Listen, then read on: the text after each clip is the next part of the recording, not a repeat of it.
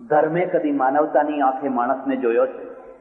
તમે તમારી એક પ્રકારની મતાંધતા, જે તમને વળગ્યું એ બસ એ હોવું છે, પણ કદી માનવતાની આંખે તમે માણસને જોયો છે કે એના ઘરમાં શું દશા છે? આ માણસ ચોરી નહીં કરે તો કરશે શું?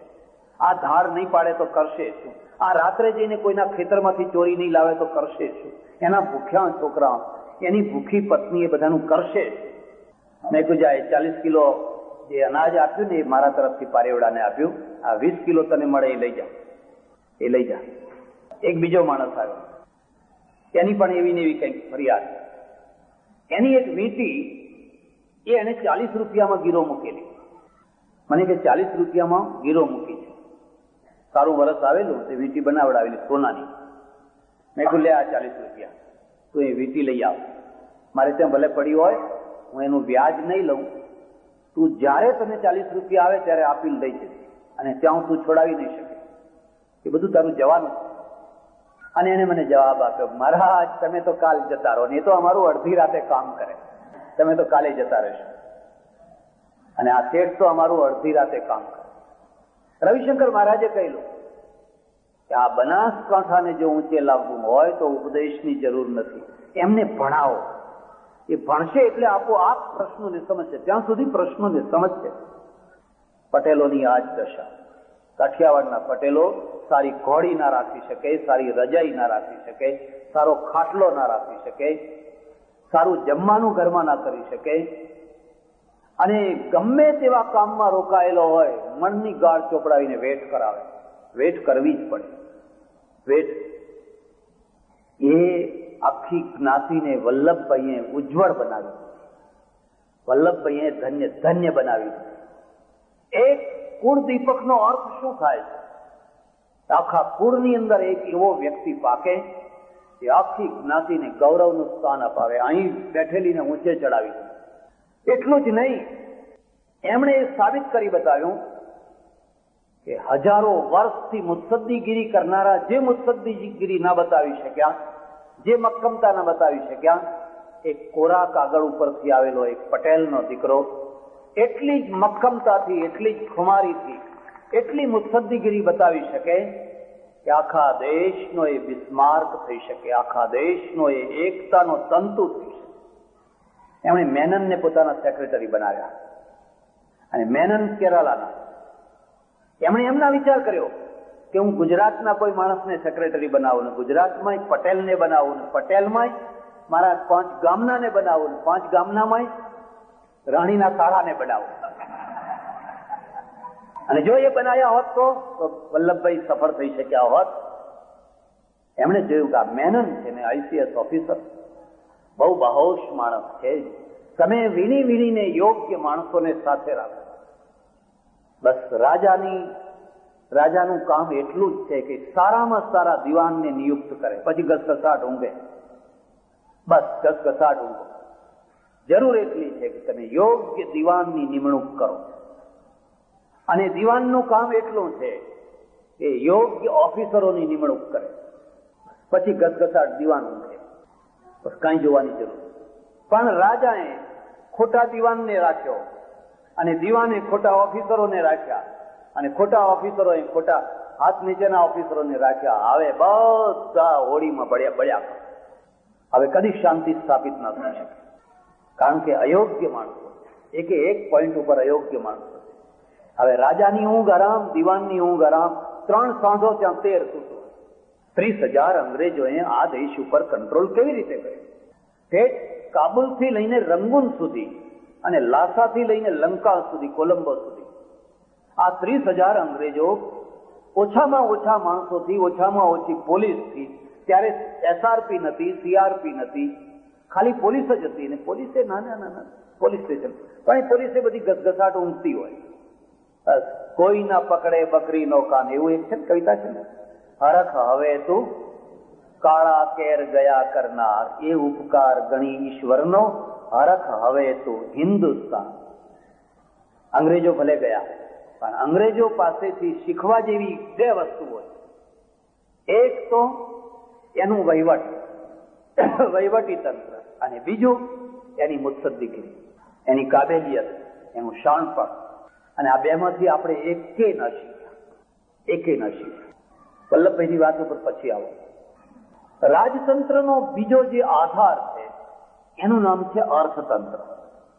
તમારામાંથી કોઈ વૃદ્ધ માણસો હોય ને 1947ની તમને ખબર હોય તો 1947ના વર્ષમાં કેન્દ્રીય બજેટ 64 કરોડ રૂપિયાનું છે. ખાલી 64 કરોડ. અત્યારે એકલા વડોદરાનું બજેટ 1 અબજ ઉપર પહોંચ્યું હશે, 100 કરોડ ઉપર કદાચ પહોંચ્યું હશે.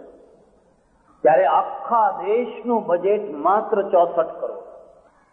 એ 64 કરોડમાં મિલિટરી માટે કેટલા હશે? અને છતાંય વ્યવસ્થા હતી તો ભારત ઉપર કોઈ આંખ ઉપાડી શકતું નથી. આજે ભારતનું બજેટ 12 ખરબ જેટલું પહોંચ્યું. કેટલું? 12,000 કરોડ, 12 ખરબ રૂપિયા જેટલું પહોંચ્યું.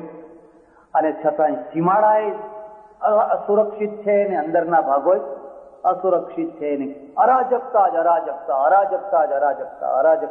64 અને 12,000 કરોડ બેનું કોઈ ગણિત કાઢી શકાય એમ? કેમ? ભારત જયારે આઝાદ થયું ત્યારે આપણે અર્થતંત્રની બાબતમાં બહુ નાના બાળક હતા. આપણા પાસે એક જ ધૂન હતી, દેશ આઝાદ થવો જોઈએ, દેશ આઝાદ થવો જોઈએ, દેશ આઝાદ થવો જોઈએ. પણ આઝાદી પછીની જે જવાબદારીઓ છે એની ગંભીરતા નથી. ખાસ કરીને બહુ થોડા માણસોમાં હશે, બાકી અમે આઝાદ થઈએ પછી અમે અમારું કરી લઈશું. પણ એ પછીની જે જવાબદારીઓ, જે ગંભીરતા, તે ગંભીરતા નથી. એટલે આ દેશના અર્થતંત્રને સમૃદ્ધ બનાવવું કેવી રીતે, એમાં 2 ભેદ હતા. જમણેરીઓ અને ડાબેરીઓ, રાઇટિસ્ટ અને લેફ્ટિસ્ટ. તમારામાંથી ઘણાને કદાચ ખબર હશે. વલ્લભભાઈ જમણેરી હતા, જવાહરલાલ ડાબેરી હતા. વલ્લભભાઈ જમણેરી હતા. ચક્રવર્તી રાજગોપાલાચારી, રાજેન્દ્ર પ્રસાદ, વલ્લભભાઈ આ બધા જમણેરીઓ હતા. અને નહેરુજી, બીજા ભાઈઓ, અને છેવટમાં ડાબેરીને પૂર્ણ ઓપ આપનાર આવ્યા કૃષ્ણ મેનન. દેશને ઘસડીને એકદમ રશિયા તરફ લઈ ગયા. આ બધા ડાબેરીઓ હતા. જમણેરીઓનું અર્થતંત્ર અને ડાબેરીઓના અર્થતંત્રમાં બહુ મોટું અંતર. પ્રજાને આ વાતની કોઈ ગતાગમ નથી. પ્રજા એટલી પ્રાઉડ નથી. બસ એક જ લક્ષ્ય હતું કે હવે અમે આઝાદ થઈ ગયા, હવે અમે આઝાદ થઈ ગયા. પણ હવે આ દેશને પારકો રોટલો ખાવો, આપણે માગીને અનાજ લાવવું, જ્યારે જુઓ ત્યારે ભીખ માગવી, જ્યારે જુઓ ત્યારે પૈસા ઉઘરાવવા, કરવું શું? વલ્લભભાઈ લાંબો ટાઈમ જીવ્યા નહીં. એમને 2-3 વર્ષ મળ્યા, માડ 2-2.5 વર્ષ. 2-2.5 વર્ષમાં તો એમને ઘણું કામ કર્યું. પણ ચક્રવર્તી રાજગોપાલાચારી એમણે આ દેશને સંદેશો આપ્યો કે આ દેશને જો સમૃદ્ધ બનાવવો હોય તો તમે સરકારી વ્યાપારને છોડી દો, સમાજવાદને છોડી દો, સમાજવાદના ભૂતને છોડી દો, લોકોને પોતાની યોગ્યતા પ્રમાણે કામ કરવા દો, વ્યાપારની છૂટ આપો, ઉદ્યોગોની છૂટ આપો, ધર્મની છૂટ આપો. તમે જાણતા હશો પણ લોકોની મૂડીવાદી, પૂંજીવાદી એક ગાળ બનાવી દીધી. આજે તો તમે રશિયામાં જઈને જુઓ કે રશિયાની કેટલી મોટી દુર્દશા થઈ. 60-70 વર્ષની ભૂલોના પરિણામે રશિયા બરબાદ છે. અને ભારતને સિંગાપુર જેવું નાનું સરખું એક નગર, એ નગર રાજ્ય મુંબઈ જેવું, એ સિંગાપુર ભારતને મદદ કરે. આજે આપણે ત્યાં ધક્કા ખાઈ નથી. એ સિંગાપુર અમારા વેપારમાં રસ લેતું થાય અને અમને કંઈક મદદ કરે તો આપણે તો ઢાંકણીમાં પાણી લઈને ડૂબી મરવું. એનું કારણ શું? તમને ઘણાને ખબર નહીં હોય. એકલા ગુજરાતનું આજે બજેટ 32 અબજ રૂપિયાનું છે, 3,200 કરોડ. 32 અબજ રૂપિયાનું ગુજરાતનું બજેટ છે. એમાંથી 1.5 થી 2 અબજ જી બોર્ડને આપી દેવા પડે ખોટના, દર વર્ષે જી બોર્ડ. અને એ ખોટ વધવાની. એસટી 1.5-2 અબજ લઈ જાય, પછી આ સરકારી મિલો લઈ જાય, પછી જે બાકી હોય એ સરકારી નોકરો લઈ જાય. એમને બોનસ આપવા પડે, એમને ભથ્થા આપવા પડે, એમને બધું આપવું પડે. બાકીનું જે કંઈ વધે એ હું, તું, બાહો અને મંગળદાસ બેઠા બેઠા મંજીરા વગર. ક્યાં પૈસો ક્યાં જાય છે? એક મેટાડોર વાળો 10-12 માણસો લઈને યાત્રા કરાવવા નીકળે છે, અને જયારે 2000 કિલોમીટર યાત્રા કરીને લાવે છે 2000 રૂપિયા કમાય છે. એક એસટી 60-70 ની સીટની જગ્યાએ 125 માણસો અંદર ભરે છે, ઉભા રહેવાની જગ્યા નથી, અને 1.5 થી 2 અબજ રૂપિયાનું નુકસાન કરે. અને એ નુકસાન મારે ભરવું પડે, તમારે ભરવું પડે. કારણ કે સરકારે બધો વેપાર પોતાના હાથમાં લીધો. હા, એટલું સારું છે કે આ દેશની હજામતનો વેપાર જો સરકાર પોતાના હાથમાં લઈ લે અને રાષ્ટ્રીયકરણ કરી નાખે કે તમામ હજામતની દુકાનો સરકાર ચલાવશે, અને તો તમારે એમ સમજી લેવાનું કે એમાંય તમારે કેટલી ખોટ સરકારને ભરવી પડે. વલ્લભભાઈ આમાં સંમત નતા. વલ્લભભાઈ રાઇટિસ્ટ હતા, જમણેરી હતા.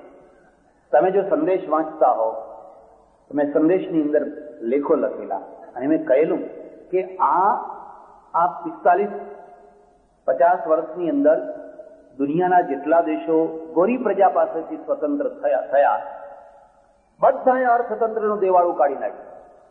બધાએ. થોડીક પીળી પ્રજાને બાદ કરીએ તો, એ પીળી પ્રજા એટલે જાપાન, કોરિયા, તાઇવાન, હોંગકોંગ, આ થોડી પીળી પ્રજા. અને એટલા માટે એ પ્રજા એમના સાથે એમના માર્ગે ચાલવા લાગી, જમણી રીતે.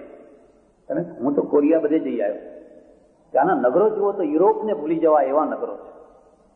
બાકીના આફ્રિકા, એશિયા બધા રાષ્ટ્રો અર્થતંત્ર, પાકિસ્તાનમાં જઈને જુઓ, બાંગ્લાદેશમાં જાઓ, અફઘાનિસ્તાનમાં જાઓ, બીજા કોઈ પણ આઝાદ થયેલા દેશમાં જઈને જુઓ, અર્થતંત્ર ખતમ. અને ખતમ થવાનું કારણ શું છે? બસ ખતમ થવાનું કારણ છે કારણ કે અર્થતંત્ર ચલાવતા આપણને આવડ્યું નહીં. અને આવડ્યું નહીં એટલે એનું પરિણામ એ આવ્યું કે આજે તમે એટલી બધી લોનો લીધેલી છે, એના એટલો વ્યાજ છે, અને વ્યાજ ચૂકવવા માટે તમારી પાસે પૈસા નથી. એટલે હવે તમારે સોનું આપવું પડે. પેલી તો ડાહી પ્રજા છે, લાવો સોનું લાવો, નહીં તો આગળનું ધિરાણ બંધ થઈ જશે. અને આગળનું ધિરાણ બંધ થાય તો આ પેટ્રોલ ક્યાંથી આવશે? અને પેટ્રોલ નહીં આવે તો આ વસ્તી તમને જીવવા નહીં દે. તો તમારું ધોવારણ કેવી રીતે ચાલશે? તો તમારા કારખાના કેવી રીતે ચાલશે? સોનું કેમ મૂકવું પડ્યું?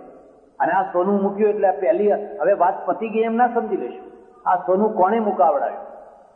જે લોકોને અર્થતંત્રની ગતાગમ નથી એ લોકો. બસ કિસાનો કે કરજે માફ, બુનકરો કે કરજે માફ, કોના બાપની દિવાળી? તમારા ઘરનું છે. ચાણક્યએ અર્થશાસ્ત્રમાં લખ્યું છે વિત્ત મંત્રી કેવો હોય? સંન્યાસીના કમંડળ જેવો. સંન્યાસીનું કમંડળ હોય ને એની ઉપમા આપી. એમાં પાણી ભરાય તો બહુ જલ્દી, પણ નીકળે ધીમે ધીમે, બહુ ધીમું ધીમું નીકળે. હવે આ લોકોએ ઉલટું કરી દીધું કે પેલું જે નીકળવાનું હતું એને ભરવાનું બનાવી દીધું, અને જે ભરવાનું હતું ત્યાં બસ કાઢો જે આવે એને. અહીં મંડેલા આવ્યા, $50 લાખ એમને આપ્યા. ભારતે નેલ્સન મંડેલાને $50 લાખ આપ્યા. જાપાને કેટલા આપ્યા ખબર છે? $5 લાખ. ભારત મોટું, જાપાન મોટું? જાપાને 5 લાખ આપ્યા. અહીં તો છાશમાં માખણ જાય અને ઉપરથી બહુ કોના બાપની દુનિયા છે? 50 લાખ. અરે પેલું જાપાન ડાયું, એનું અર્થતંત્ર તો અમેરિકા કરતા સમૃદ્ધ અર્થતંત્ર છે. એને જોયું કે આ એક કાર્યકર્તા છે, એક પાર્ટીનો કાર્યકર્તા છે, આ કોઈ રાષ્ટ્ર નથી. ભવિષ્યમાં થશે ત્યારે જોયું જશે. અર્થતંત્ર બરબાદ થઈ ગયું. અને બધા આ એકલા ભારતની વાત નથી. એનું પરિણામ એ આવશે કે આવનારા વર્ષોમાં આ બધા દેશો ફરી પાછા ગુલામ થવાના. અને ફરી જે ગુલામી આવશે એ રાજકીય ગુલામી નહીં. તમારો ઝંડો એનો એ ત્રિરંગો રહેશે. તમારો રાષ્ટ્રપતિ હશે, તમારો પ્રધાનમંત્રી હશે, તમારી નોટો હશે, તમારા સિક્કા હશે, બધું તમારું હશે. પણ તમારી અર્થતંત્રની ચોટી અને રક્ષાતંત્રની ચોટી ને વિદેશ નીતિની ચોટી G7 ના હાથમાં. G7 એટલે દુનિયાના સમૃદ્ધ 7 રાષ્ટ્રો યુનિયન બનાવી દીધું. G7 બહુ જલ્દીથી જોઈ લીધું આવનારી દુનિયા કેવી છે. આ બધા પોતાના દેશને સંભાળી શકવાના નથી સંભાળી શકવાના. એનું કારણ શું છે? પછી એનું કારણ કે આપણે લેફ્ટિસ્ટ થયા અર્થતંત્ર. તમે તાંજાનિયામાં જઈને જુઓ, આફ્રિકામાં જે રાષ્ટ્રો સામ્યવાદના રવાડે ચડ્યા બરબાદ થઈ ગયા, ખાવાને અનાજ ન રહ્યું. જે લોકોએ અંગ્રેજ અમેરિકા સાથે કોઓપરેશન કર્યું એ આજે સમૃદ્ધ છે, સુખી છે. કેન્યા અને તાંજાનિયા બંનેનો ફરક જુઓ, મલાવીનો ફરક જોઈ શકો તમે, જામ્બિયાનો ફરક જોઈ શકો, બરબાદ થઈ ગયા. એટલે રાજતંત્રનો બીજો પાયો અર્થતંત્ર છે. અને અર્થતંત્ર એક વિજ્ઞાન જેવું શાસ્ત્ર, એક વિજ્ઞાન જેવું. જો એ તમે બરાબર, અને એનું તમને શરૂઆતમાં જુઓ, જયારે પહેલું મંત્રીમંડળ થયું, બહુ શક્તિશાળી ને બહુ શાણા માણસો. નહેરુજીએ જોયું, વીણી વીણીને માણસો લો. સીડી દેશમુખ છે, એ કોઈ રાજ કરતા નતા, બેંકના, રિઝર્વ બેંકના ગવર્નર હતા. નહેરુએ જોયું કે આ માણસ હોશિયાર છે ને એને પદ આપવું. પછી દિન પ્રતિદિન આપણે જોઈએ છીએ કે રાણીના ભાઈઓ બીજી વાત નહીં કરે. લાવો રાણીના ભાઈ, આ માણસ મારો છે, રાખવો પડશે. આ માણસ મારો છે, રાખવો પડશે. આ માણસ મારો છે, રાખવો પડશે. અત્યારે હું ભૂલ ના કરતો, હું લોકસભામાં 80% એવા ચૂંટાયેલા માણસો છે જે બજેટને સમજી નથી શકતા કે આ બજેટ શું છે, ડિવેલ્યુએશન શું છે, અર્થશાસ્ત્ર શું છે, આ ટેક્સ નાખીએ તો એના પરિણામ શું આવે, કે સમજી નથી શકતા. એવા 80% ભેગા થયા છે. અને હાથ ઊંચો કરવાનો કે ત્યારે કરી આપે, વળી પાછા અહીંયા આવીને કે હવે તમે હાથ ઊંચો કરો, એટલે તમે કરી આપો જ પાછો. એમાં એમનો એકલો વાંક નથી પાછો. અંતે તો આપણે બધા એમાં જ આવી ગયા. રાજતંત્રનો ત્રીજો પાયો રક્ષાતંત્ર છે. બ્રિટેન કેમ સફળ રહ્યું, એમાં ચાણક્યના સૂત્રો છે. પહેલું સૂત્ર છે, તમારી પાસે સશક્ત મિલિટરી હોવી જોઈએ, અને એવી હોવી જોઈએ કે તમે ગમે ત્યારે યુદ્ધ કરવા તૈયાર હો. તમારી બોલેલી વાતનો પડઘો ત્યારે પડશે જ્યારે તમારા બાવડામાં જોર હશે. તમારા બાવડામાં જોર નહીં હોય અને તમે ઊંચામાં ઊંચી વાતો કરશો તો લોકો એને મશ્કરી સમજીને હસી કાઢશે. ક્યાં તમારો પડઘો પડે છે? આજે મેડ્રિડમાં સંમેલન ભેગું થયું છે મધ્ય એશિયાનો નિકાલ કરવા માટે. ભારતનો કોઈ અવાજ છે? ઇઝરાયલ એટલે વડોદરા જિલ્લો, અને ઇઝરાયલ આજે ખુમારીથી બેઠો છે અને બધાને કહે છે કે તમારે આ માનવું પડશે, તમારે આ માનવું પડશે, તમારે આ માનવું પડશે. 25 લાખની વસ્તી આજે 40 લાખ સુધી વસ્તી પહોંચી. એ 40 લાખની વસ્તી રણની અંદર જે સતત પહેલા દિવસથી લડતી રહી છે, અને લડાઈ અને સમૃદ્ધિ બે સાથે ચલાવી, નંદન વન બનાવી દીધું. એ વસ્તી આજે ખુમારીથી બેઠી છે. એ કાશ્મીરની ભીખ નથી માંગતી. હવે તમે કાશ્મીરમાં દખલ ન કરો તો સારું. હવે પડોશી તરીકે અમે તમને ક્યાં સુધી પ્રાર્થના કરીએ? આજે ખુમારીથી. અને આરબો આજે નીચું ઘાલીને બધા બેઠા છે. એ આરબો કહેતા હતા ઇઝરાયલનો નાશ કરો, ઇઝરાયલનો નાશ કરો, ઇઝરાયલનો નાશ કરો. બધા ચૂપચાપ બેઠા. એનું કારણ તમે જાણો છો? એનું કારણ છે બાવડાનો જોગ. અને રાજતંત્ર એ સંતોનું તંત્ર નથી કે આપણે ભેગા થઈને બ્રહ્મની ચર્ચા કરીએ, પરલોકની વાત કરીએ, મોક્ષની વાત કરીએ, ક્ષમાની વાત કરીએ, દયાની વાત કરીએ. નિઝામને ઘણા સમજાયા, ખૂબ પ્રયત્ન કર્યા. કાસિમ રઝવીએ આંધ્રપ્રદેશ નિઝામમાં હાહાકાર મચાવી દીધો. વસ્તી બહુ જલ્દી બધું ભૂલી જતી હોય છે, બહુ જલ્દી. એને રજાકારો એવા પેદા કર્યા કે હિન્દુઓનું જીવવું મુશ્કેલ થઈ ગયું. આ બધી વસ્તીને ભગાડી મૂકી. આખા નિઝામ હૈદરાબાદ સ્ટેટમાંથી હિન્દુઓને ભગાડી મૂક્યો. જુલમ ઉપર જુલમ, અત્યાચાર ઉપર અત્યાચાર. ત્યારે હવે બે જ વસ્તુ તમને ઘણાને ખબર નહીં હોય. પોર્ટુગીઝ છે ને, પોર્ટુગીઝની પાસેથી ગોવા 5 અબજ રૂપિયાનું ખરીદવા એ તૈયાર થયેલા. નિઝામની પાસે કોઈ બંદર નથી, અને જો એને એક રાષ્ટ્ર તરીકે જુદું જીવવું હોય તો એને બંદર જોઈએ. પોર્ટુગીઝ સાથે એ જમાનામાં એને વાતો ચલાવેલી કે આ ગોવાનું બંદર અમને આપો, 5 અબજ રૂપિયા તમને આપે. તુર્કસ્તાનથી કે પાકિસ્તાનથી જો અમારી મદદ આવે તો આવે ક્યાંથી આવે? ત્યારે તરફ તો ભારત. આ પરિસ્થિતિમાં જે આપણી પાસે જે થોડી ઘણી મિલિટરી જે કંઈ હતું, એ મિલિટરી બહુ મહત્વની વસ્તુ નથી. મહત્વનો નિર્ણય છે, તમારી નિર્ણય શક્તિ છે, તમારું આત્મબળ. અને ગૃહમંત્રી તરીકે વલ્લભભાઈએ નિર્ણય લીધો મારે નિજામ લેવું જ, બીજો કોઈ રસ્તો નથી. ચારે તરફ માણસો ગોઠવી દીધા, બધું આખું આયોજન કરી દીધું અને જીન્ના સાહેબ મરી ગયા. નહેરુ છે ને એમણે કહ્યું કે ભાઈ હવે આપણે આ કામ કરીએ એ સારું નહીં, લોકો આપણને શું કહે છે. હવે આ ભાઈ સાહેબ હંમેશા લોકો આપણને શું કહે છે એમાં ને એમાં. અને આમનો ધ્યેય શું હતો કે આપણી આવનારી પ્રજા આપણને શું કહે છે એ જુઓ, આપણી આવનારી પ્રજા આપણને શું કહે છે.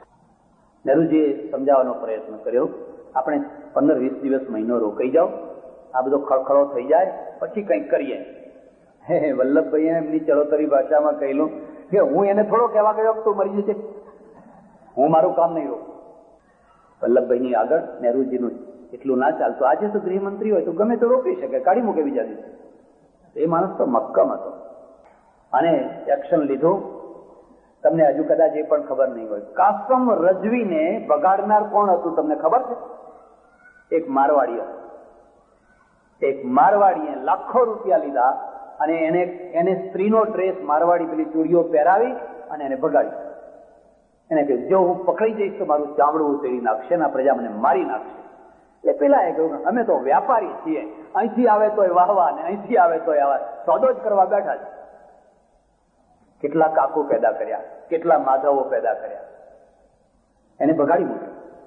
ખેર જે થવાનું હતું એ થયું. પણ નિઝામનો આખું તમે એ જ દશા જુનાગઢમાં એક વાત ઉલટી હતી. એની એક શું હતું કે નવાબ અનુકૂળ હતો અને દિવાન પ્રતિકૂળ હતો. અને એ દિવાનના વંશમાંથી જ આ ભુટ્ટો થયા. જુલ્ફિકાર અલી ભુટ્ટો એનો બાપ દિવાન હતો. એ ભુટ્ટો નહીં પણ ભૂતો. હા, એ વાસ્તવિક અટક. કાઠિયાવાડમાં વાણિયાની આજે પણ અટકો છે અને એ પ્રજા બધી હિન્દુમાંથી કન્વર્ટ થયેલી. ઝીણા મોહમ્મદ અલી ઝીણા, એ ઝીણા એના બાપ ત્રીજી ચોથી પેઢીના દાદાનું નામ ઝીણાભાઈ, એ અટક બની ગઈ. એમ રવજી એ બાપનું નામ ત્રીજી ચોથી પેઢીનું. જે લોકો ખોજા થયા, કન્વર્ટ થયા, એમને કોઈ અટક ના રહી એટલે જે ચોથી પેઢી હતી એ જ અટક થઈ ગઈ. જીન્ના કોઈ નહીં, એ તો ઉર્દુ વાળાએ જીન્ના શબ્દ બનાવ્યો, પણ ઝીણા શબ્દ છે અને ઝીણા એ ચોથી પેઢીના બાપનું નામ. એમ ભૂતો આજે પણ ઘણા વાણિયાઓની અટક ભૂતો છે. રાજસ્થાનમાં ભૂતો અટક છે. પછી ત્યાં જઈને અને એ દિવાન છે, એ દિવાનને બદલાવ્યો અને આખું જુનાગઢનું કોકડું ગૂંચવાયું. અને વલ્લભભાઈએ એમાં એક ત્રીજો રસ્તો લીધો. સામરદાસ ગાંધી આરજી હુકુમતની સ્થાપના કરવા માટે ખાદીધારીઓને બધા નીકળી પડ્યા. જુનાગઢના નવાબને ભગાડ્યો, જુનાગઢ લઈ દીધું. આ બધા કામ આપણે જોઈએ ત્યારે એમ લાગે કે આ માણસે જો એ મિનિટે આ બધા નિર્ણયોને અમલમાં ના મૂક્યા હોત તો કાશ્મીર કેમ બગડ્યું.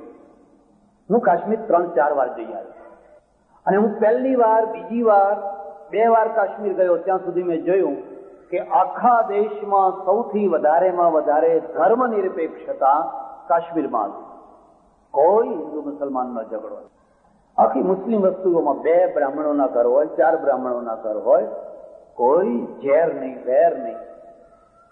ગુલામ બક્ષી મોહમ્મદ સાદિકના જમાનામાં, બંનેના જમાનામાં મેં જોયું. કોઈ ઓફિસમાં જાઓ, કોઈ કર્મચારી, કોઈ જગ્યાએ તમને કોમવાદ જોવા ના મળે. સારામાં સારું સ્ટેટ.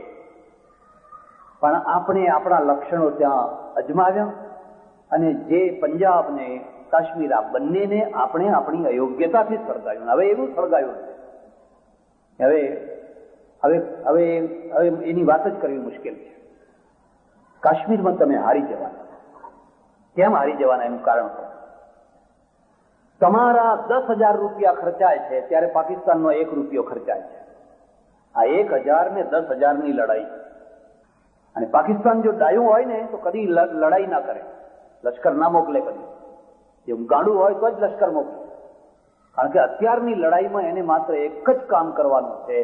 5, 25, 50, 100, 200, 500, 1000 નવજુવાનોને AK-47 લાઇફર લઈને મોકલી દેવાના, થોડાક બોમ્બ લઈને મોકલી દેવાના, તૈયાર કરવાના, ટ્રેનિંગ આપવાની, ધકેલી દેવાના. એ 1000-2000 માણસો આખા કાશ્મીરમાં ફરી વળે એમને ઝેર કરવા માટે તમે એટલા મોટા માણસો રોકેલા છે કે એના 1 રૂપિયાના ખર્ચની સામે તમારા 10,000 રૂપિયા ખર્ચાય. એટલે તમે હારી જાઓ. અને આ રસ્તે કદી પણ તમે કાશ્મીરને સાચવવાનો એક મિનિટ આવી હતી, અને મિનિટ તમે ખોઈ નાખી. એ મિનિટ ક્યારે આવી હતી?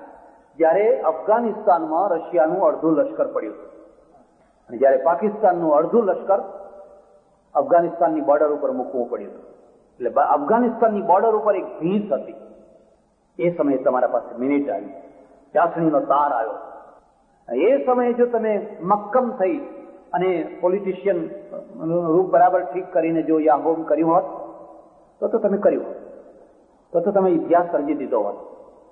પણ નહીં કરી શકાય. હિન્દુ માઇન્ડ, ખોટું ના લગાવશો, આક્રમક નથી. હિન્દુ માઇન્ડ આક્રમક નથી.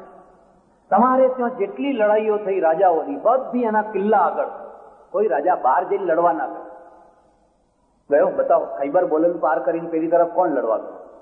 તમે જાણો છો કે આ ખૈબર અને બોલન થી આક્રમણ થવાના છે. હવે તમે બહાર જાઓ ને. પણ જે બધા આવ્યા એ ઠેઠ જોધપુરના કિલ્લા સુધી, દિલ્હીના કિલ્લા સુધી, બિકાનેરના કિલ્લા સુધી, પછી કિલ્લો બંધ કરીને અંદરથી લડે, પછી પહોંચી ના વળાય એટલે એક તરફ રાણીઓ બળી મળે, બીજી તરફ કેસરિયા કરો, રોયલ બ્લડ ખતમ. બાકી જે રહી જાય તો સુથાર, મોચી, ગાંચી, દરજી, ફલાણા ફલાણા, બ્રાહ્મણ, વાણિયા, એ તો બિચારા તલવાર પકડતા નથી આવડતું. એ તો કબૂતર છે, બધા સસલા છે. આ રોયલ બ્લડ તો મરી ગયું. એક તરફ જહોર વ્રત થયું, બીજી તરફ કેસરિયા થયા. હવે શાંતિથી રાજ કરો, લીલા લહેર કરો. મુઠ્ઠીભર પ્રજાએ આ રીતે રાજ કર્યું. આમાં સુધારો કર્યો માત્ર એક શિવાજી. શિવાજીએ કદી કેસરિયા કર્યા? શિવાજીએ કદી જૌહર વ્રત કરાવડાયું? શિવાજીએ, અને એટલે શિવાજીના વિજયનું મૂળ કારણ આ એને જોયું કે આપણે ઓચિંતાનો હુમલો કરો, લશ્કરને 2 ભાગમાં તોડી નાખો અને ભાગી જાઓ, ડુંગરામાં ભાગી જાઓ. જયારે ગફલતમાં હોય એટલે ફરી પાછો હુમલો કરો. પેલા એને તો શું, રજપૂત કે સામી છાતીએ લડે, મરી જાય પણ પીઠ ના બતાવે. હવે આ તો બારોટો એ ભેગા થઈને મારી જ નાખ્યા રજપૂતોને, બિચારાને. સામી છાતી કરતા કરતા મરી ગયા બધા. પેલા એ કહ્યું નહીં, આપણે પીઠ બતાવવાની. એમ લાગે કે હવે અત્યારે આપણું ચાલે એવું નથી, ભાગી જાઓ. ઔરંગઝેબની નાકમાં દમ કરી નાખે. અને શિવાજી તો એક સાથે 4 લડાઈઓ લડે. ગોલકોંડા સાથે, બીજાપુર સાથે, મોગલો સાથે, બીજા સાથે 4 લડાઈઓ લડે. અને એટલી મુત્સદ્દીગીરીને એટલું સાહસ, એટલું બધું સાહસ તમે કલ્પના ના કરી શકો. પૂનામાં એમના જ મહેલની અંદર, જ્યાં પૂનામાં પેલા શિવાજી મહારાજ રહેતા એના રજવાડાની અંદર જ જયારે શાહિસ્તા ખાન આવીને પડેલો અને એને મૂકેલો, તું જીતીને આવજે, ત્યારે આ ઠીંગણા માણસે વિચાર કર્યો કે આ આટલું મોટું મોગલ લશ્કર હું કેવી રીતે લડી શકીશ, કેવી રીતે પહોંચી શકીશ. પણ અદમ્ય હિંમત અને દાપણની મુત્સદ્દીગીરીનો પાર નહીં. સાંજ પડે 300 માણસો એક મરદુલ લઈને નીકળ્યા. રામ બોલો ભાઈ રામ, રામ બોલો ભાઈ રામ, રામ બોલો ભાઈ રામ. એટલે રોક્યા, ક્યાં જાઓ છો? આ મરી ગયું છે ને અમારે સ્મશાને લઈ જવાનું છે, અને ફલાણું સ્મશાન છે ત્યાં જવાનું છે. બધા અચ્છા જાઓ. અને એ 300 ખરેખર મરદું નતું, એમાં હથિયારો હતા. અને આ 300 છે મરાઠાઓ હતા, માવડા મરાઠા. જ્યાં પેલો રહેતો હતો એ તો એનું પોતાનું જ ઘર હતું, એ તો એના બધા ભેદ જાણતો. રાત્રે ત્યાં પહોંચી ગયા અને શિવાજી મહારાજ સ્વયં પોતે એના નજીકના તંબુ પાસે જઈને અંદર પ્રવેશ કર્યો. સુતેલો માણસ, એના ઉપર તલવારનો પ્રહાર કર્યો તો પેલી દાસીઓએ દીવો ઓલવી નાખ્યો. દીવો ઓલવી નાખ્યો એટલે પેલો ભાગી છૂટ્યો, આંગળા કપાઈ ગયા. પણ એ આંગળા કપાઈ ગયા એ એના સેનાપતિના આંગળા ના કપાયા, મોગલ સલ્તનતના આંગળા કપાયા. એ ધ્રુજી ઉઠ્યા, અમારા ઘરમાં આવીને માણસ બેસી. અને લોકોમાં તો પહેલેથી જ એક વાત જ છે કે શિવાજી મહારાજ ચમત્કારિક છે, એ તો ભોંયમાંથી પ્રગટ થાય છે, એ તો ગમે ત્યાંથી પ્રગટ થાય છે. પબ્લિક તો એની રીતે જ જુએ છે. તમારા પાસે એક ટાઈમ આવતો હોય, અને એ ટાઈમ જો તમે ચૂકી જાઓ ને, બસ ખલાસ, પછી તમારું ગયું. એમ કાશ્મીરનો એક ટાઈમ હતો, પંજાબનો એક ટાઈમ હતો. અને હું તો હજુય કહું છું કે આ શીખ પ્રજાને દુશ્મન બનાવવા જેવી નથી. શીખ પ્રજાને હજુ પણ મનાવી લેવા જેવી, જે રીતે પણ શક્ય હોય એ રીતે એની સાથે વાટાઘાટ કરીને પણ મનાવી લેવા જેવી પ્રજા છે. અને એ એક બહુ મોટું જમાપાસું થશે જો આ દેશની સાથે આ પ્રજામાં તો મોટો ભાગ તો છે જ સાથે, પણ એના બધાના મૂળ તો પોલિટિશિયન ક્ષેત્રમાં છે. તમે રશિયા તરફ ઝૂક્યા, વધુ પડતા ઝૂક્યા, એટલા ઝૂક્યા કે અમેરિકાને ગાળો દેવી હોય ત્યારે જ્યારે જુઓ ત્યારે તૈયાર, બ્રિટનને અને લોન લેવાય તૈયાર, પાછી મદદ લેવાય તૈયાર. રશિયાને કદી ગાળ નહીં દેવાની. એ હંગરીમાં પેસી જાય, ચેકોસ્લોવાકિયામાં પેસી જાય, એ ગમે તો ગમે એવા અત્યાચાર કરે, ગમે તો ગમે તે કરે, પણ એને કશું નહીં કહેવાનું. એટલે પેલા લોકોએ સમજી લીધું કે આ પણ છુપા સામ્યવાદી છે, અને આ છુપા સામ્યવાદી છે એમને હવે આપણે સતાવો, અને સતાવવા માટે શું છે, એમના ત્યાં અશાંતિ ઊભી કરો. એ અશાંતિ ઊભી કરવાના આ પ્રયત્નો, એ જો તમે ન એના સાથે પશ્ચિમી રાષ્ટ્રો સાથે જો મૈત્રી રાખી હોત તો આ દશા ના થઈ. આના મૂળ તો પરદેશમાં છે, પરદેશના મૂળ તમારી વિદેશ નીતિમાં છે. તમારી વિદેશ નીતિ જો બરાબર હોત તો આ દશા ના થઈ. વલ્લભભાઈની અંદર આ કેબેલિયસ હતી. એમણે આ દેશનું રક્ષાતંત્ર સુધાર્યું, રક્ષાતંત્રને મજબૂત કર્યું, અને ન્યાયતંત્ર એ સૌથી મહત્વનો વિષય છે. સજ્જનો, હું તમારો વધારે સમય નહીં લઉં. મારે જે વાત કરવાની છે મુદ્દાની એટલી જ છે. વલ્લભભાઈની સ્મૃતિ દર વર્ષે આપણે 31મીએ કરીએ છીએ, અને જીવન એક સાયકલ છે, એક સાયકલ છે. એને બે પેડલ છે, અનુભૂતિ અને સ્મૃતિ, અનુભૂતિ અને સ્મૃતિ. એક પેડલ અનુભૂતિનું છે, બીજું સ્મૃતિનું છે. તમારો આજનો જે અનુભવ છે એ કાલની સ્મૃતિ છે. તમારી પોતાની સ્મૃતિ તમારા માટે સુખદાયી હોય તો તમે જીવન ધન્ય કરી ચૂક્યા છો. તમારા સંપર્કમાં આવનારા છે એમની સાથેનો અનુભવ એ પોતે ધન્ય થતા હોય. કવા વલ્લભભાઈની સાથે 2 વર્ષ કામ કરવાનું થયું, પણ બહુ મર્દ માણસ હો તો તમે ધન્ય થયા. અને એટલું યાદ રાખજો કે અનુભૂતિ પછી સ્મૃતિ છે જ. મારી સ્મૃતિ હું મૂકવાનો છું, તમારી સ્મૃતિ તમે મૂકવાના જ છો. એ કડવી હશે કે મીઠી હશે, એ પ્રેરણાદાયી હશે કે વિનાશદાયી હશે, એ તો સૌએ સમજવાનું છે. પણ પ્રજાનું માપ એના આધારે નીકળતું હોય છે, પ્રજા કોને યાદ કરે છે. જેમ મનુભાઈએ કહ્યું એમ શરૂઆતમાં, વલ્લભભાઈની સ્મૃતિ માટે જે જગ્યાએથી જેટલા પ્રયત્નો થવા જોઈએ એટલા પ્રયત્નો થતા નથી, અને છતાં સ્મૃતિ રહે. બીજા એવા ઘણા લોકો છે જેની સ્મૃતિની પ્રજાને કંઈ પડી નથી, પણ ટીવીમાં જ્યારે જુઓ ત્યારે એ જ માથા માર્યા કરતા હોય. હું તો ઘણી વાર કહું કે આ ટીવીમાં બેડોળ ચહેરાઓ જોઈ જોઈને ત્રાસ છૂટે છે. એટલું બધું સરકારીકરણ કરી દીધું છે કે મંત્રી આવવાના હોય ત્યાં જ ટીવી વાળા જાય. આ સભામાં ટીવી નહીં આવવાના, કારણ કે કોઈ મંત્રી નથી, આ સમાચાર જ નથી. કોઈને કોઈ મંત્રી હોય એટલે મંત્રીના ત્યાંનો એક સમાચાર પહોંચી જાય કે આજ ફલાણી મંત્રી જવાના છે, એટલે ટીવી વાળા પેલું મોટું લટકાઈને પહોંચી જાય. અને મારે તો ઘણી વાર જવાનું થાય તો હું જોઉં કે એને કશી કોઈની પડી ના હોય, મંત્રી ઉભા થાય એટલે એમનું આમ કરી ચાલતો થાય. એને સભામાં રસ નથી, સભામાં શું બોલાય એનો રસ નથી, એને માત્ર એક. હવે આ બધા એટલે એનો એક જ અર્થ હોય, ગુજરાતના સમાચારો જયારે બતાવવામાં આવે ત્યારે તમારે જોવાનું કોઈને કોઈ મંત્રી હોય એ જ સમાચાર બને. અને આમાંના ઘણા ચહેરા તો હવે ત્રાસદાયી થઈ ગયા છે. હે ભગવાન, હનુમાનજીને તેલ ચડાવીએ, શનિવાર ભરવા પડે તો શનિવાર ભરીએ, તેલ સિંદૂર ચડાવીએ, પણ હવે આ ચહેરાઓથી છુટકારો આપ પ્રભુ, હવે દયા કર. ક્યાં સુધી આ ચહેરાઓ અમારે જોયા? જે ચહેરાઓમાં પ્રેરણા નથી, જેમને જોઈને આપણને આહલાદ ના છૂટે, જેમને જોઈને આપણને ખુમારી ના થાય, એને શું કરવા છે? એટલે વલ્લભભાઈની સ્મૃતિ માટે જોઈએ એવા પ્રયત્નો નથી થયા. પણ અમારે ત્યાં 2 પ્રકારના મહાદેવ હોય. એક સ્થાપિત મહાદેવ હોય ને એક સ્વયંભૂ મહાદેવ હોય. એને જ્યોતિર્લિંગ કહેવાય. ખ્યાલ આવે છે?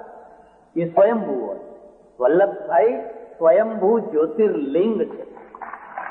અને પેલા જે સ્થાપિત છે ને એ બધા પાછા ઉખડી જાય. આજ સ્થાપન, કાલ ઉખડી જાય. આજ હોય ને કાલ નાય હોય, કારણ કે આ તો સ્વયંભૂ છે. આજના દિવસે એમની સ્મૃતિમાંથી આપણે આ દેશના રાજતંત્રના 4 પાયાઓને સુદૃઢ કરવાની પ્રેરણા. યાદ રાખજો, જો તમે સ્વતંત્ર હશો તો તમારો ધર્મ, તમારી સ્વાધીનતા, તમારી વિચારસરણી બધું જ હશે. પણ જો તમે પાછા ગુલામ થયા કોઈને કોઈ રીતે, તો આ બધું ખોઈ બેસશો. એટલે રાજતંત્ર એ પ્રજાના સુખની કરોડરજ્જુ છે, પ્રજાના દુઃખની પણ કરોડરજ્જુ છે. અને એના 4 પાયા. પહેલા વહીવટનો પાયો.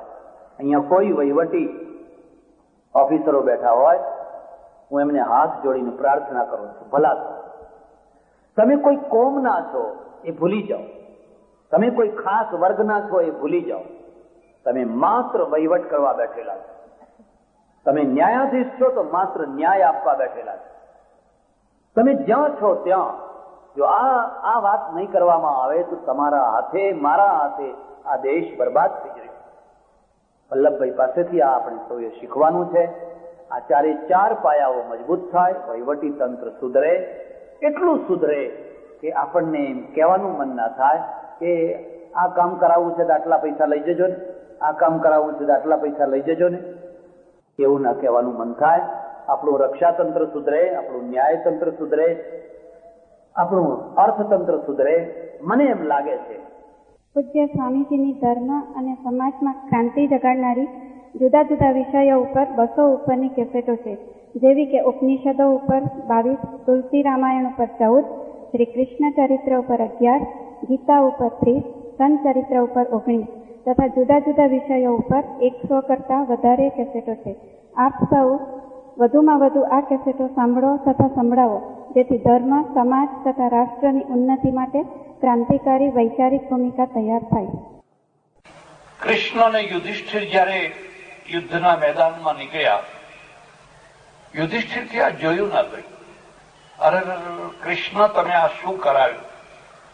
આ યુદ્ધ ન થયું હોત તો ભલે ને દુર્યોધન રાજ કરતો હોય, કૃષ્ણ છે એ મહાપુરુષ. એને કહ્યું ને, વજ્ર જેવું કઠોર હૃદય હોય. કઠોર થવાની જગ્યાએ જે કઠોર ન થઈ શકે એ મહાપુરુષ ન થઈ શકે, ઇતિહાસ ના રચી શકે. એને કહ્યું, યુધિષ્ઠિર, આ યુદ્ધ મેં મારી ગાદી માટે નથી કરાવ્યું, મારે આમાંથી કશું જોઈતું નથી. મેં તો માત્ર ધર્મની સ્થાપના માટે કરાવ્યું છે. હિન્દુ ધર્મ અને મુસ્લિમ ધર્મ, આ બંને ધર્મની સ્થાપના માટે યુદ્ધની છૂટ આપે છે, યુદ્ધની ફરજ પાડે છે. પેલા એને જેહાદ કહે છે, આપણે એને ધર્મયુદ્ધ કહીએ છીએ.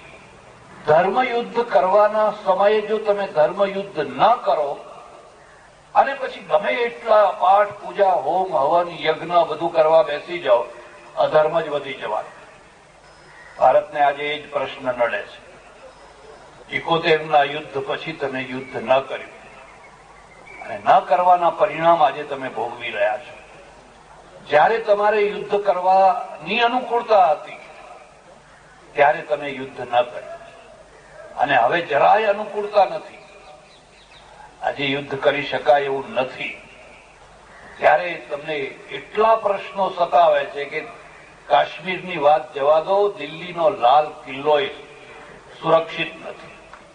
આટલી હદે આ જે બધા ઉત્પાતો વધ્યા એમાં પેલાનો દોષ દેવાની જરૂર નથી, દોષ આપણો છે. ઉદયને મારવાથી ઉદયનો પ્રશ્ન સોલ્વ નથી થતો, ઉદયની રાણીને મારવાથી ઉદયનો પ્રશ્ન સોલ્વ થાય છે.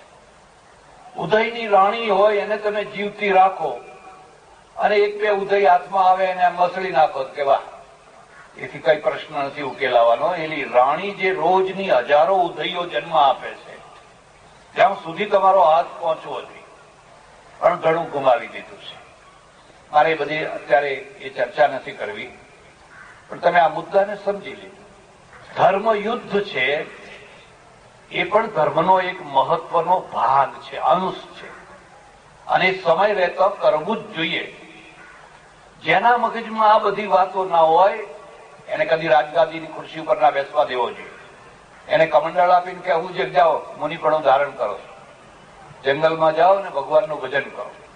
કૃષ્ણે કહ્યું, તને ખબર છે, જો આ યુદ્ધ ના કર્યું હોત તો કોઈ દ્રૌપદી સુરક્ષિત ફરી ન શકી હોત, કોઈ માણસ સુરક્ષિત ફરી ન શક્યો હોત.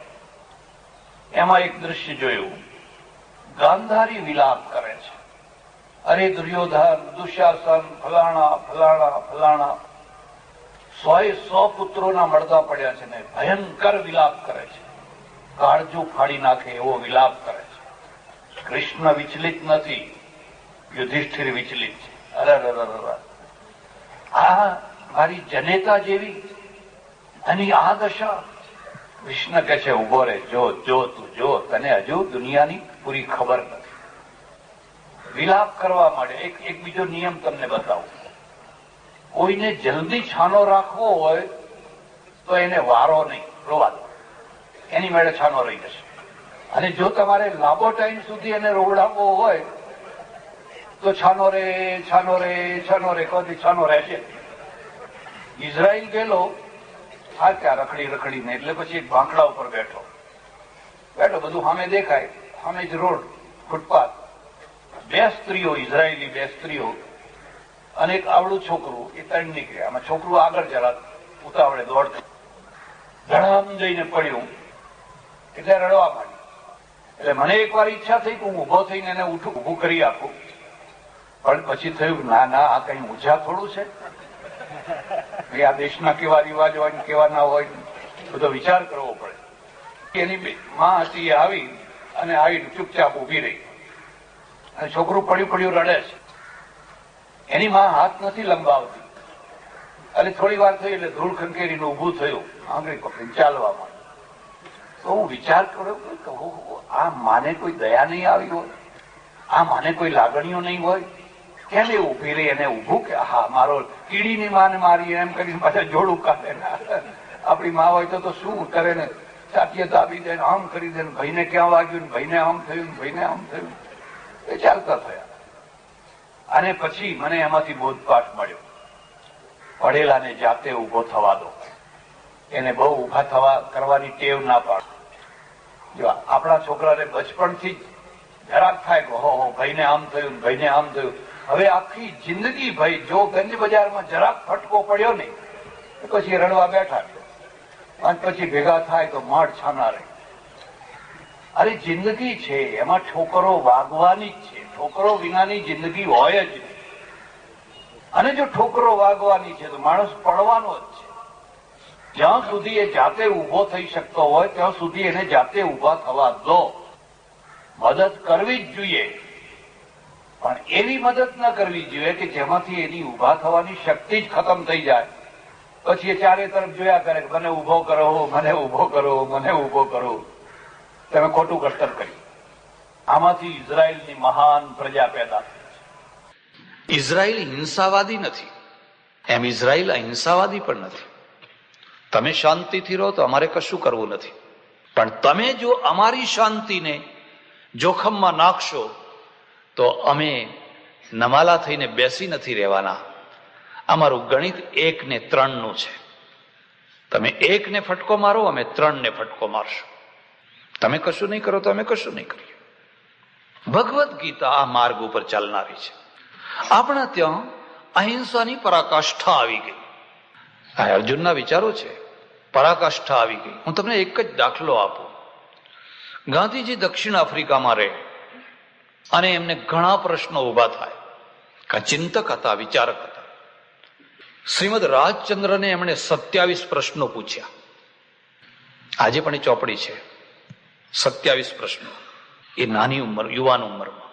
અને એમાંનો એક પ્રશ્ન એમણે એવો પૂછ્યો કે હું જતો હોઉં એક સાંકડી ગલીમાં અને સામેથી એક ઝેરી સાપ ફૂંફાડા મારતો આવતો હોય અને મને ખાતરી હોય કે આ સાપ મને કરડવાનો છે અને મને મારી નાખશે, તો હવે મારે એ સાપને મારી નાખવો કે સર્પને કરડવા દેવો? ભાગી છૂટવાનો કોઈ રસ્તો નથી. 2 જ વિકલ્પો છે. યા તો એ સાપને મારી નાખો, યા તો પછી એ સાપને કરડવા દો. મારે શું કરવું? આવો પ્રશ્ન 27 પ્રશ્નોમાંનો એક પ્રશ્ન છે. અને રાજચંદ્ર જવાબ આપ્યો છે કે તમારે સર્પનો ડંખ ખાઈને મરી જવું, પણ સર્પને મારી નાખવો. હવે સમજ્યા તમે કેમ સાપોલિયા ભારતમાં વધ્યા છે?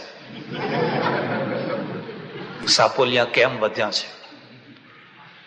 ગીતા હોત ને તો ચોખ્ખો જવાબ આપોત કે સાફ કરો. કારણ કે સાપોલિયા છે ને એ તમને નહીં કરડે તો તમારી પેઢીને કરડશે. એટલે ઉર્દુમાં એક કહેવત છે, આસ્તીન કા સાપ, એટલે તમારા કપડાની અંદર છુપાયેલો સાપ. હવે એના ઉપર અહિંસા ના હોય. વગર જોતા સાપ મારો એવું હું નથી કહેતો કોઈને. આ તો ઉદાહરણ છે, આ તો એક દાખલો છે, એક ઉદાહરણ છે.